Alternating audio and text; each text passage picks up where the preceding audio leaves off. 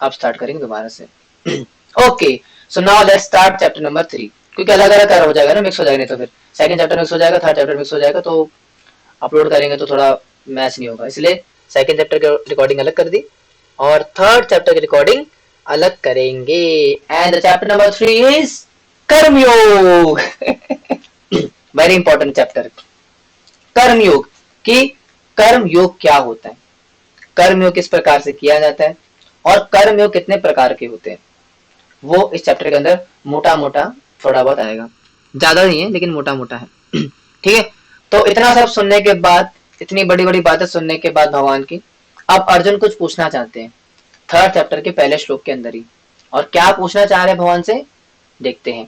Arjun watch जायसी चेत कर्मणस्ते मत्ता बुद्धिर्जनार्दना तत् तत् किं कर्मणि घोरे माम नियोजस्य केशवा। Arjuna said, O Janardhan, O Keshav, why do you want to engage me in this ghastly warfare? If you think that intelligence is better than fruitive work. आ गई काय माता जी, कौन सी माता जी थी, जगन मोहिनी माता जी थी, कौन सी माता जी जो कल पूछ रही थी ना कि प्रभु जी कर्म क्यों करना है, ऑफिस ऑफिस जाते हैं, ऐसा कुछ था ना, कोई आप में से था कोई है क्या, कोई पूछ रहा था ना आप में से, हैंड रेस करिए कि प्रभु जी कर्म वरम कैसे क्यों करना है। एक सेकंड, प्रीति माता जी आप पूछ रहे थे ना, हाँ तो मैंने बताया था आपको कि यहाँ भगवान बोल रहे, अर्जुन पूछ रहे भगवान से, जैसा आप पूछ रहे थे ना कि कर्म, तो फिर कर्म क्यों करे ये वो, ऐसा कुछ पूछ रहे थे ना, तो वही अर्जुन पूछ रहे हैं यहाँ पे, सेम क्वेश्चन पूछ रहे हैं आपका ही कि प्रभु, अर्जुन सेड, ओ जनार्दन ओ केशव, अच्छा मैंने बोल दी, हिंदी बताता हूँ। अर्जुन ने कहा, हे जनार्दन, हे केशव, यदि आप बुद्धि को सकाम कर्म से श्रेष्ठ समझते हैं तो फिर आप मुझे इस घोर युद्ध में क्यों लगाना चाहते हैं। सेम क्वेश्चन है आपका वाला जो आप पूछ रहे थे उस दिन, है ना। तो अर्जुन वही पूछ रहे भगवान से कि प्रभु, अगर आप ये सोचते हैं कि बुद्धि ज्यादा श्रेष्ठकर है, बुद्धि लगानी चाहिए, बुद्धि का पालन का, बुद्धि से संसार को समझना है, कर्म समझने हैं, फिलोसफी को समझना है, तो जब बुद्धि ज्यादा श्रेष्ठ है तो कर्म क्यों करूं मैं, वाई टू फाइट, मैं युद्ध क्यों करूं, because Arjun is very intelligent. Arjun बड़े ही समझदार व्यक्ति है ना। तो अर्जुन ने सेकंड चैप्टर को अच्छे से सुना है भगवान के साथ, भगवान से मिलकर के, भगवान के थ्रू सेकंड चैप्टर को बहुत अच्छे से सुना है अर्जुन ने, इसलिए क्वेश्चन आया है कि भैया, जैसे प्रीति माता जी ने पूछा, क्योंकि प्रीति माता जी वॉज वेरी इंटेलिजेंट, मतलब ऐसे नहीं कर बाकी सब नहीं है, बाकी सब भी है, लेकिन माता जी ने जो क्वेश्चन पूछा इसलिए पूछा क्योंकि माता जी को समझ में आ गया कि भगवान क्या समझा रहे हैं, वो समझा रहे बुद्धि के बारे में, तो फिर कर्म करने के लिए क्यों प्रेरित करे ना। तो सेम क्वेश्चन था माता जी का भी, क्योंकि माता जी बहुत ही शांति से और फोकस के साथ सुन रही थी, और वही सेम केस अर्जुन भी कर रहे हैं, वो एकदम ध्यान से सुन रहे भगवान को, इसलिए क्वेश्चन पुट अप करा कि मैं युद्ध क्यों करूं, आप मुझे क्यों संसार कर्म में लगा रहे हो। ठीक है, तो सेम क्वेश्चन आ गया। और क्या पूछ रहे हैं कि व्यामिश्रेणाववाक्येन बुद्धि मोह्य विसीव मे तदेकं वद निश्चित्या येन श्रूयाहमानुयाम्। My intelligence is bewildered by your equivocal instructions. Therefore, please tell me decisively which will be most beneficial for me.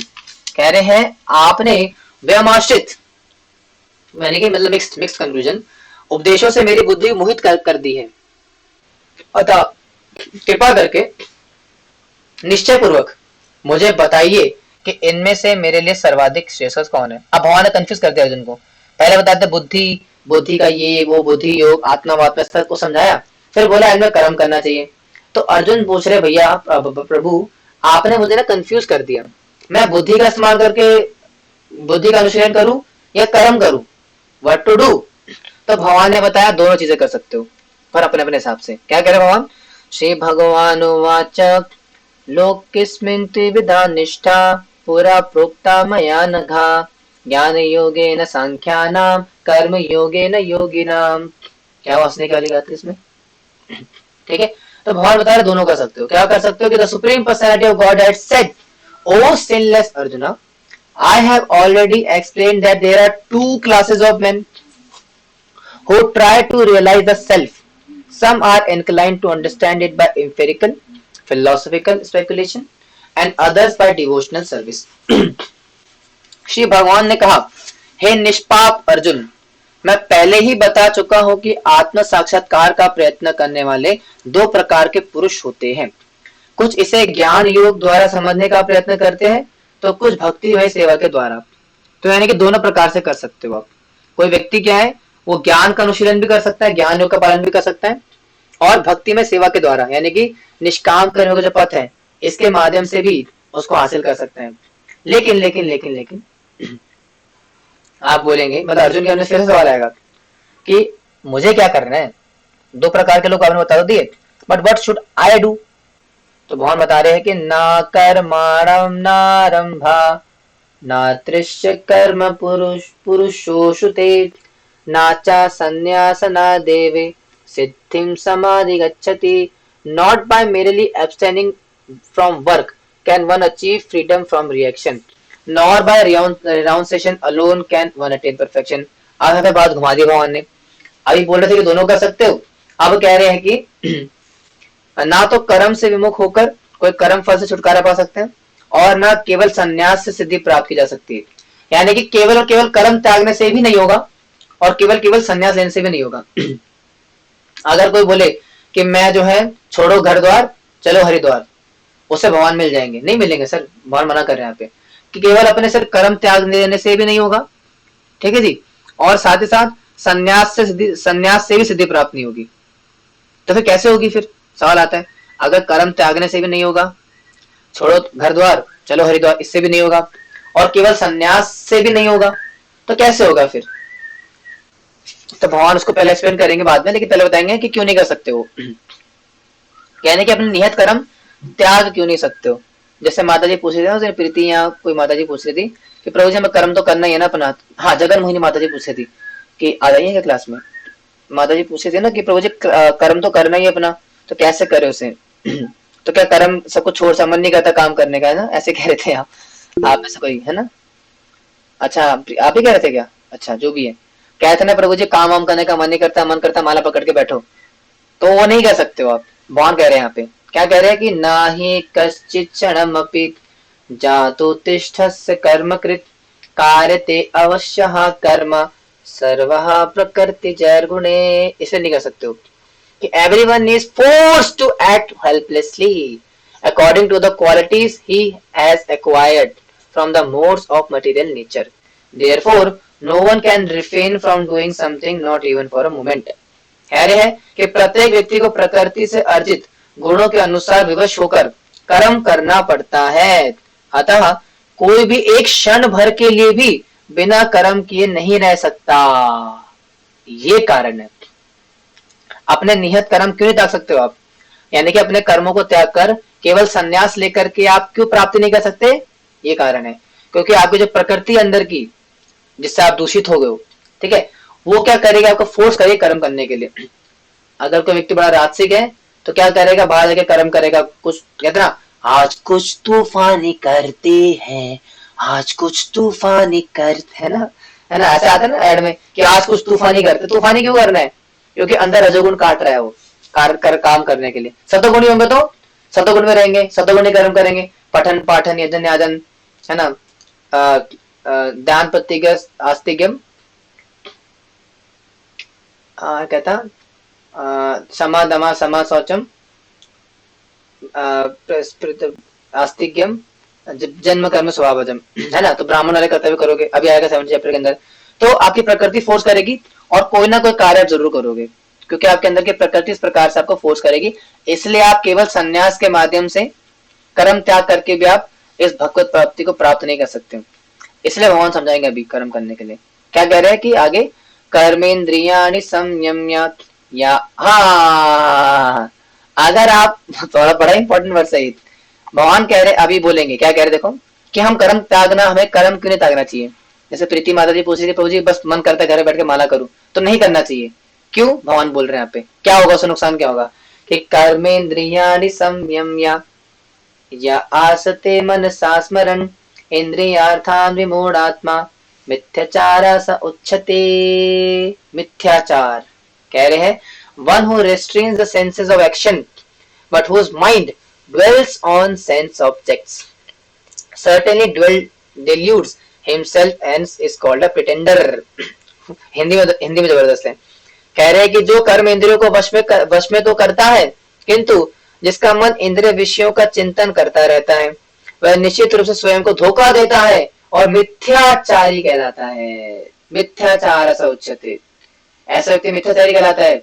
सब छोड़ छाड़ दिया, छोड़ो घर बार, चलो हरिद्वार, है ना, लेकिन क्या होता है, मन से स्मरण कर रहे हैं, मैं घर पे था, कितना सुंदर से मैं ऑफिस जाता था, मेरी पत्नी इतना अच्छा आइटम खिलाती थी मुझे, कितने प्रेम से रखती थी, मेरा बच्चा, मेरी बीवी, मेरा घर, मेरा परिवार, मेरा पड़ोसन, मेरे पड़ोसी, याद आता है, मन से स्मरण कर रहे हैं, तो ऐसा व्यक्ति क्या कहलाता है, मिथ्याचारी कहलाता है। समझ रहे? So that is the thing. हम कर्म क्यों नहीं त्याग सकते? क्योंकि मिथ्याचारी बन जाएंगे, हम मन से स्मरण करेंगे उसका। ऐसे कई सारे साधु महात्मा है जो कि अपना दिव्यांग होता है ना, अपना गुप्तांग काट देते हैं। सुन के जी लगे, लेकिन दैट इज अ फैक्ट। आप अगर जाओगे कभी इधर धारीधर वगैरह जाओगे तो काफी सारे ज्ञान मार्गी है जो कि अष्टांग योग कर रहे हैं, गुहा बैठ करके पता नहीं क्या क्या कर रहे हैं। तो क्या करते हैं, अपना गुप्तांग काट देते हैं। क्यों काट देते हैं? ताकि लगे कि भाई भोग ही ना कर पाए, ना रहेगा बांस ना बजेगी बांसुरी, है ना, तो अपना गुप्तांग काट देते हैं। हाँ, मजाक थोड़ी कर रहा हूँ, अपना गुप्तांग काट देते हैं। क्यों? अगर रहेगा नहीं तो भोग ही नहीं करेंगे, लेकिन मन से स्मरण करते होते, फिर मेंटल फैंटेसी से काम चलाते हैं। तो ऐसे व्यक्ति को बोला गया मिथ्याचारी यहाँ पे, यानी कि क्या बोलते हैं, अनऑफिशियल रेनाउंसिएशन, या बोलेंगे कि इमेच्योर रेनाउंसिएशन। ऐसे व्यक्ति को मिथ्याचारी कहा गया गीता के अंदर। आगे बढ़ते हैं। आगे भगवान बोल रहे थे, मैं नहीं बोल रहा हूँ। क्या कह रहे हैं आगे कि यस्तिन्द्रियाणि मनसा नियम्यारभत अर्जुन कर्मेन्द्रियः कर्मयोगस्तम् आसक्तः स विशिष्यते। On the other hand, if a sincere person tries to control the active senses by the mind and begins karma yoga in Krishna consciousness without attachment, is by far superior. कह रहे हैं दूसरी ओर यदि कोई निष्ठावान व्यक्ति अपने मन के द्वारा कर्म इंद्रियों को वश में करने का प्रयत्न करता है और बिना किसी आसक्ति के कर्म योग कृष्ण भावनाविद कर प्रारंभ करता है, तो वह अधिक उत्कृष्ट है। यानी कि सिंपल सी बात है भैया, एक व्यक्ति है जो कि हिमालय में जाकर के बैठा हुआ है और सब कुछ त्याग करके वहां पे मेंटल फैंटेसी से काम चला रहा है, स्त्री भोग रहा है मन मन में और बस मिथ्याचारी बना पड़ा है। एक वो व्यक्ति है, और दूसरा व्यक्ति क्या है, जिसने कि क्या करा हुआ है, सब कुछ त्यागा नहीं है, अपना काम धंधा वाला आदमी है, बीवी बच्चे पालता है, घर पे अच्छे से रह करके निष्काम कर्म करता है, भगवान को समर्पित करता है, अच्छे से भक्ति करता है, सोना वाला गजब करता है, शायरियों का पालन करता है, रेगुलरली जाता है मंदिर सब कुछ करता है। ऐसा व्यक्ति फार फार बेटर है उस व्यक्ति से जो कि हिमालय बैठ करके तपस्या कर रहा है। मतलब तो मिथ्याचारी है, मतलब सारे नहीं, जो मिथ्याचारी है वो। भगवान बोल रहे देखो, इसीलिए हमें मिथ्याचारी नहीं बनना है, हमें सब कुछ घर बार त्यागना नहीं है।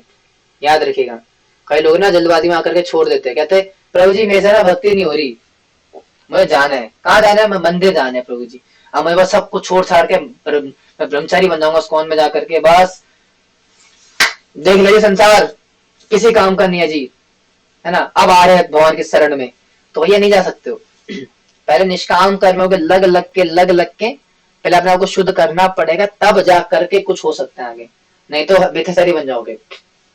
इसीलिए निष्काम कर्म करने हैं, कर्म करने अपने, कर्म से आसक्ति को खत्म करना है, कर्म करके ही खत्म होती है, अभी आगे बताएंगे भगवान आगे हो कैसे होती हो। ठीक है, ये ज्ञानार्थ वाले श्लोक के अंदर कि कर्म करके सेम क्वेश्चन। चलो अभी कंफ्यूज है, अभी वो आपका कहते ना एडवेंचर नहीं तोड़ेंगे, या क्या बोलते हैं सस्पेंस नहीं तोड़ेंगे, अभी आगे आएगा वो क्या मजेदार इंटरेस्टिंग पॉइंट आएगा, that will discuss in the next verse. कह रहे आगे कि नियतं कुरु कर्मत्वं कर्म जायो हा कर्मणा शरीरात्रापि चातेन प्रसिद्धि तत्कर्मणा, कि perform your prescribed duty, for doing so is better than not working, one can not even maintain one's physical body without work. क्या कह रहे हैं कि अपना नियत कर्म करो, क्योंकि कर्म ना करने की अपेक्षा कर्म करना श्रेष्ठ है। कर्म के बिना तो शरीर निर्वाह भी नहीं हो सकता, सिंपल सी बात। घर परिवार कैसे चलेगा, पेट कैसे पालोगे, पेट तो है ना इतना बड़ा, भैया पेट पाने तो कर्म करोगे, 2 वक्त की रोटी ले तो कर्म करोगे ना। तो भगवान ही बता रहे कि कोई भी व्यक्ति अपने प्रिस्क्राइब्ड कर्म, मतलब कर्म ना करने से अच्छा है कर्म करना। अगर प्रीति माता जी बोल रही है कि प्रभु ये मुझे कुछ करना अच्छा नहीं लगता, करना पड़ेगा तब भी करना तो पड़ेगा, क्योंकि उससे शुद्धिकरण होगा समझ रहे हो? क्योंकि कर्म करना, कर्म ना करने से ज्यादा श्रेष्ठ है, इसलिए कर्म करना चाहिए अपना। क्योंकि कर्म क्यों करने, क्योंकि कर्म करे बिना नहीं रह सकते हो। अरे भाई चलो मान लिया आपने संसार के कर्म नहीं करने आपने, लेकिन शरीर, शरीर यात्रा भी, अपने शरीर को मेंटेन करने के लिए तो कर्म करोगे ना। मोहन ही बता रहे कि भैया शरीर को मेंटेन करने के लिए तो कम से कम कर्म करना पड़ेगा, और वो करना ही पड़ेगा, उसका और कोई उपाय नहीं है। लेकिन फिर सवाल आता है, अगर माता जी पूछे, प्रीति माता जी पूछेंगी तो प्रभु जी मुझे तो फिर कर्म लग जाएगा ना उसका। अगर मैं कर्म करूंगी, या अर्जुन पूछेंगे, पूछना चाह रहे और पूछेंगे जरूर, मन में आ रहा है उनके कि भैया अगर कर्म करेंगे तो उससे जो है कर्म फल लगेगा, और मुक्त कैसे फिर उससे होंगे। तो भगवान बता रहे थे उसका उपाय बता रहे कैसे होगा। कह रहे हैं यहाँ पे, अब भेज रहे टेस्ट बताओ कह रहे कि यज्ञ नाथात कर्मणो अन्यत्र लोकयम कर्म बंधना तद अर्थ कर्म कौन्तेया मुक्त संगा समाचरा। Work done as sacrifice for Vishnu has to be performed. Otherwise, work causes bondage in this material world. Therefore, O son of Kunti, perform your prescribed duties for his satisfaction, and in that way you will always free from material bondage. Simple सा logic है कि श्री विष्णु के लिए यज्ञ रूप में कर्म करना चाहिए, अन्यथा कर्म के द्वारा इस भौतिक जगत में बंधन उत्पन्न होता है। अतः हे कुंती पुत्र, उनकी प्रसन्नता के लिए अपने नियत कर्म करो, इस तरह तुम बंधन से सदा मुक्त रहोगे। सिंपल सा लॉजिक है।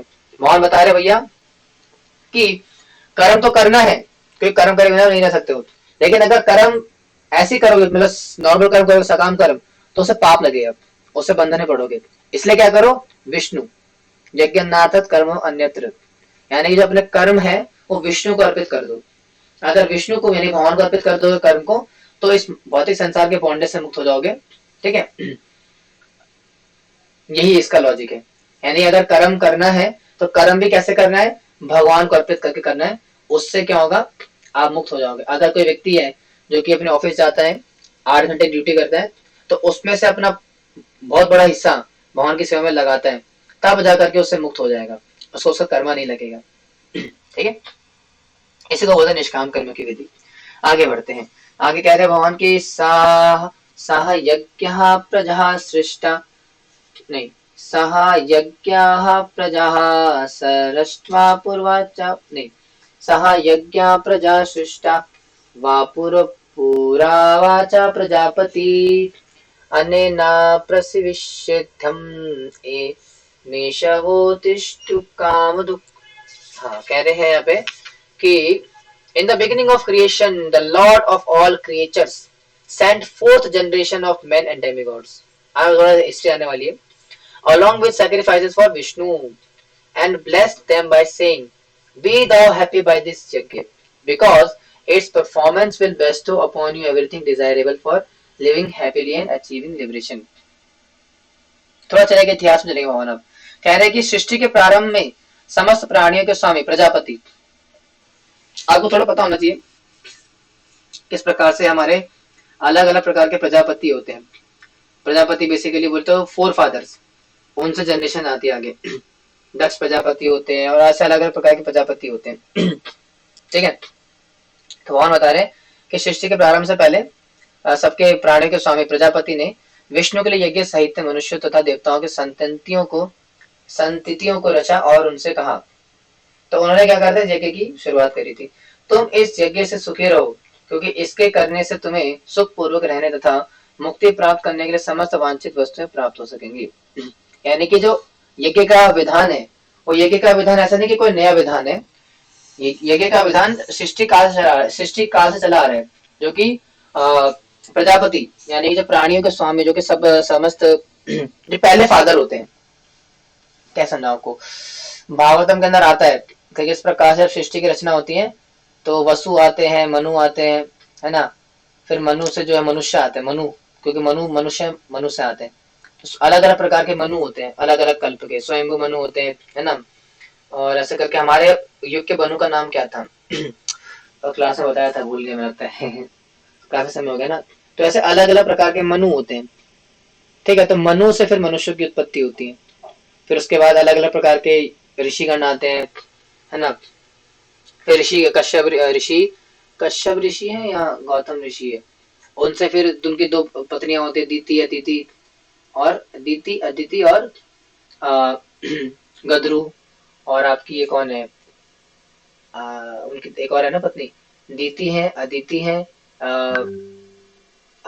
गयादु, नहीं गयादु माता तो वो है उनकी है, दीति अदिति, और ये मैं उनका नाम भूल रहा हूँ, विनेता, है ना, दीति अदिति विनेता और चौथा क्या नाम बोला था मैंने अभी, गदरू, है ना। तो दीति के बेटे होते हैं राक्षस, अदिति के होते हैं देवता, और दीति के सारे असुरगण होते हैं, अदिति के होते हैं देवता, और गदरू के होते सांप, सारे सांप जितने भी होते हैं वो गदरू के बेटे होते हैं, ठीक है। और हमारे क्या नाम है इनका, चौथा नाम क्या बोला था मैंने, विनेता, ठीक है। तो विनेता के बेटे होते हैं, पहले होते हैं अरुण देव, ठीक है। अरुण देव कौन होते हैं, वो सूर्य देव के सारथी, जो कि सूर्य देव का रथ चलाते हैं अरुण देव। बहुत पुरानी कथा आती है, मैं ज्यादा से घुसूंगा नहीं, आप खामखा कंफ्यूज जाओगे। तो अरुण पहले पुत्र होते हैं अरुण, जो कि सूर्यदेव के सारथी होते हैं। दूसरे बेटे होते हैं गरुड़, ठीक है। तो गरुड़ बनते हैं फिर भगवान विष्णु के सारथी, ठीक है। तो ऐसे ऐसे होते हैं। और जो गदरू है, गदरू के दो बड़े बेटे होते हैं, एक होते हैं अनंत शेष या शेषनाग, और दूसरे होते हैं वासुकी। तो वासुकी बनते फिर शिव जी के वहां गले में जो लटके पैसे होते हैं विराजमान, तो वासुकी वो होते हैं। और जो दूसरे ये होते हैं क्या बोलते हैं, शेष, ये बनते हैं भगवान विष्णु के सेवक। फिर बाद में अलग नाग और उत्पन्न होते हैं, ठीक है। वो फिर अलग कथा आती है किस प्रकार से जो है उनके बाद बहुत तंग करते हैं। बेसिकली कहने का मतलब क्या था कि ये इस प्रकार से रचना होती है। ऐसा नहीं कि मतलब कोई जैसे बाइबल में आता है ना कि मतलब कि बोलते थे ना कि एडम एंड ईव था, भगवान ने सेब दिया और सेब एडम ने खाया, ईव ने खाया, बच्चे पैदा हो गए बहुत सारे एक साथ और सारे आ गए एक साथ। ऐसा नहीं है हमारे में। जो सनातन धर्म की फिलोसफी बहुत ही डीप फिलोसफी है, हर एक चीज के पीछे पूरा सिद्धांत है किस प्रकार से मनुष्य की रचना होती है ना। फिर मनु आते हैं, मनु से फिर प्रजापति आते हैं, फिर प्रजापतियों से फिर बहुत कुछ है उसमें, बहुत लंबी फिलोसफी है, श्रीमद् भागवतम के अंदर आता है। तो ऐसा नहीं कि हमारा कोई भी ऐसे बहुत ही सहज सिद्धांत है, बहुत ही ऊंचा सिद्धांत है हमारा। जो हमारा क्रिएशन है ना, ऐसा बोलेंगे जो हमारा नोमेनक्लेचर है, या उससे बढ़िया बोलेंगे जैसे है ना वो क्या डार्विन की थ्योरी ना कि हम बंदरों से आए हैं, ऐसा कुछ। तो ऐसा नहीं है, हमारे पीछे पूरा लॉजिक है इसके पीछे का। ठीक है। एक बार प्रोपा से किसी ने पूछा, थोड़ा बताऊंगा। तो प्रोपा से किसी ने डिस्कस कर रहे थे ऐसे साइंटिस्ट वगैरह, तो प्रोपात बोल रहे थे कि हम बंदरों से नहीं आए, हम ऋषियों से आए, ये वो ऐसा पूरा भागवतम का समझाया। तो वो कहता कि नहीं स्वामी जी नहीं, हम तो बंदरों से ही आए, बंदरों से ही आए। तो प्रभा जी बोलता अच्छा ठीक है, फिर आपके पूर्वज बंदर होंगे, फिर हमारे तो पूर्वज बंदर नहीं थे। तो ऐसा नहीं है। तो इसके पीछे बहुत बड़ा सिद्धांत है, लॉजिक है, ठीक है। तो बहुत बड़ा है, मैं दिखा दूंगा अभी आपको, शायद अगर कुछ दिखेगा तो 2 मिनट लगा करके। बोलते क्या है उसको, मैं नाम भूल रहा हूँ, क्या बोल देते हैं, डार्विन में थ्योरी है ना, 4 फादर्स हाउ ह्यूमंस कम, नहीं मैं समझ नहीं आ रहा अभी, मैं ना ढूंढ के देखना पड़ेगा थोड़ा सा, क्योंकि ना मैंने इसको पढ़ा नहीं है, सुना है बस, श्रवण करा है अच्छे से। तो श्रवण के माध्यम से पता है मुझे, सुना नहीं है मैंने, पढ़ा नहीं है। लेकिन हाँ जो बोल रहा ऑथेंटिक है वो मैंने प्रमाणित सोच सुना है, तो दैट इज ऑथेंटिक। तो ऐसा नहीं है कि उसमें कुछ प्रमाण नहीं है, दैट इज एब्सोल्युटली 100% ऑथेंटिक है वो। ठीक है, तो वो है। हाँ जी, तो आगे बढ़ते हैं। ठीक है, तो क्या कहा था मैंने यहाँ पे कि सृष्टि के प्रारंभ ये हो गया था, देवान देवान हो गया नहीं, हाँ ये करना है देवान वाला ना। तो ये हो गया कि किस प्रकार से जो है सृष्टि के प्रारंभ से काफी सारे मनुष्यों ने जो है इस प्रकार से स्वयं मनु ने सबसे करा, यज्ञ इत्यादि करा, इसकी स्थापना करी, एंड एक्सेट्रा एक्सेट्रा। बहुत बड़ा हिस्ट्री बता दी यहाँ पे। आगे बढ़ते हैं। आगे कह रहे हैं कि देवान भावायता तेना ते देवा भावयन्तु वा परस्परं भावयन्ताः श्रेय परं वाप्स्यार्था The demigods, being pleased by sacrifices, will always please you, and thus by cooperation between men and demigods prosperity will begin for all. और उसे एक्सप्लेन कर रहे हैं कि यज्ञों के द्वारा प्रसन्न होकर देवता तुम्हें भी प्रसन्न करेंगे और इस तरह मनुष्य तथा देवताओं के मध्य सहयोग से सबको प्रसन्नता प्राप्त होगी। तो यानी कि it's a relation between humans and demigods. ठीक है, तो डेमिगॉड्स के साथ हमारा संबंध होता है, हम यज्ञ इत्यादि करते हैं, उनसे उनको प्रसन्न करते हैं, फिर उसके बाद जाके प्रोस्पेरिटी आती है। आज समाज में इतना ज्यादा क्योस क्यों मचा हुआ है? कहीं पे फूड क्राइसिस है, कहीं पे जो है land crisis, food crisis, water crisis, pollution, इतना धूम धड़ाका क्यों हो रखा है? बिकॉज देवता देवी देवता रूठे हुए हैं, क्योंकि हम यज्ञ नहीं करते। क्योंकि यज्ञ करते, यज्ञ से देवता प्रसन्न होते हैं और उसके बाद जा करके फैसिलिटी मिलती है। इंद्र के यज्ञ करते हैं तब जा करके बारिश होती है अच्छे से। तो इसलिए ये सारे कनेक्टेड है। और आजकल समाज में क्यों नहीं हो पा रहा? क्योंकि यज्ञ नहीं हो रहा, और यज्ञ जब बिल्कुल बंद हो जाएगा तब सारा धरा का धरा रह जाएगा। ठीक है, तो इसलिए that is the mutual connection between the man and the demigods. वो तो उनके संयोग से ही सृष्टि चलती है अच्छे से। ठीक है, तो भगवान बता रहे हैं अगर यज्ञ नहीं होगा तो संसार चलेगा नहीं, तो यज्ञ से चलता है संसार। क्योंकि देवी देवता प्रसन्न होते हैं और हम अलग अलग प्रकार से जो है फैसिलिटी प्रोवाइड करते हैं। इसमें भी डिटेल में जा सकते हैं कि कैसे क्या अलग अलग उसके देवता होते हैं, उसको कैसे पसंद करना है, वो कर्म कांड के अंदर आ जाएगा। उसको एक्सप्लेन नहीं करना चाहता हूँ मैं, खामखा का ध्यान भटकाना नहीं चाहता हूँ मैं। आगे बढ़ते हैं, कह रहे कि इष्टान भोगाहन वो देवा दास्यन्ते यज्ञ भाविता तदिर्ता पदया यो भयो भुंक्ते स्तेन एव सा। In charge of the various necessities of life, the demigods, being satisfied by the performance of yajna, will supply all necessities to you. But he who enjoys such gifts without offering them to the demigods in return is certainly a thief. Mohan साहब साहब बता रहे हैं, कह रहे कि जीवन की विभिन्न आवश्यकताओं की पूर्ति करने वाले विभिन्न देवताओं यज्ञ संपन्न करने पर प्रसन्न होकर तुम्हारी सारी आवश्यकताओं को की पूर्ति करेंगे, किंतु जो इन उपहारों को देवताओं को अर्पित किए बिना भोगता है वह चोर कहलाता है। इसीलिए क्योंकि आज हमारा समाज इतना क्या बोलते हैं, इतना एंजाइटी में क्यों जी रहे हैं, इतना ऊट पटांग क्यों मची हुई, इतना कहते हैं हुड़दंग क्यों मचा चारों तरफ? क्योंकि देवता नाराज हो रखे हैं। हम यज्ञ करते नहीं, पाप कार्य में लगे पड़े, कोई पुण्य कार्य करते नहीं, यज्ञ का पालन नहीं करते, वेदों का पालन नहीं करते, तो इस वजह से देवता नाराज होने के बाद जाकर के सारी चीजें आती है। हमें क्या लगता है कि भाई ये तो ऐसी है, मतलब इट्स ऑल, नहीं नहीं नहीं सर, क्योंकि आप यज्ञ नहीं कर रहे हो और यज्ञों से देवता प्रसन्न नहीं हो रहे ना करने की वजह से, इसलिए वो सारे फैसिलिटीज नहीं दे रहे हैं आपको, और दे भी रहे तो बहुत निकृष्ट दे रहे हैं। आज जमीनें बंजर है, पानी गंदा है, ये सब क्यों हो रहा है? क्योंकि पाप कार्य में लगे पड़े सारे, यज्ञ इत्यादि नहीं करते, इसलिए प्रकृति अपने संसाधन दे नहीं रही है। जब आप यज्ञ करते हो उससे देवता प्रसन्न होते हैं तो संसाधन बांटती है पृथ्वी देवी और संसाधन देती है। ठीक है, और अगर जो है क्या अगर आप यज्ञ नहीं करते तो देवता रुष्ट हो जाते हैं, फिर उससे क्या होता है आपकी आवश्यकताएं पूर्ति नहीं होती, और बिना उनकी अनुमति के भोगते हो आप, बिना उनको प्रसन्न के भोगते हो तो आप चोर कहलाते हो। इसलिए संसार आज चोर है समाज। क्यों? क्योंकि देवताओं को प्रसन्न करे बिना भोग रहे, बिना उनको यज्ञ में अर्पित करे, बिना कुछ उनको खुश करे और उसको भोग रहे हैं। और अगर वो भोग रहा है तो क्या करता है, वो सिर्फ पाप खाता है, पाप करते हैं। और सबसे खतरनाक श्लोक आ रहा है भगवद गीता का, जो कि आपके कान पैर हाथ ना सब फुला देगा, और हो सकता है बहुत सारे लोग गुस्सा होकर चले भी जाए। लेकिन क्या करें, पढ़ाना तो पड़ता ही है भाई, क्या कर सकते हैं, जैसा भी है। मेरे घर की फिलोसफी तो है नहीं। लास्ट वर्ष करेंगे, सर फिर कल से देखेंगे इसके बाद। क्या कह रहे हैं भगवान, कौन सा वर्ष है? 13। हाँ, इसके बाद से कल पढ़ेंगे।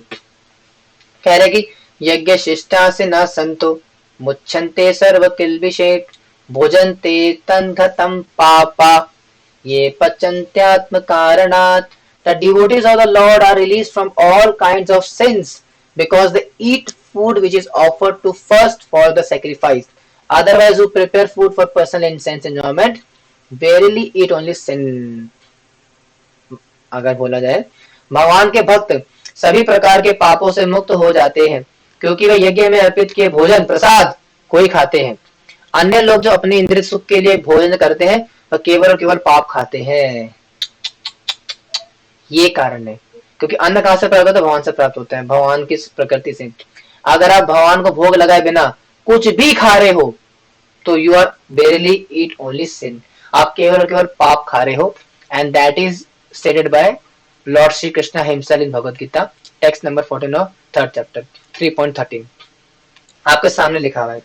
भगवान साफ साफ बता रहे कि कोई भी व्यक्ति जो कि उनको ऑफर किए बिना, बिना उनको अर्पित किए बिना भगवान का एक अन्न का दाना भी खाता है, अगर ऐसा इसको निकाला जाए इसका मतलब, तो वो केवल और केवल पाप ही खाता है, क्योंकि यज्ञ में अर्पित नहीं करा उसने, भगवान को अर्पित नहीं करा।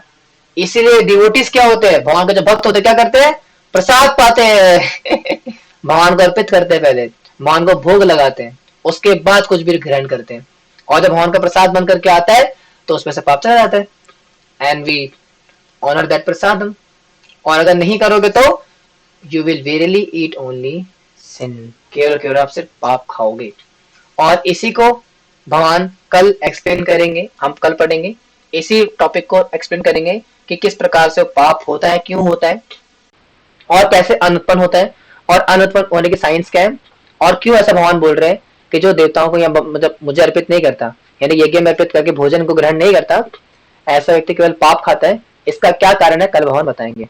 ठीक है, ओके। हरे कृष्णा। श्रील प्रभुपाद की जय। भगवान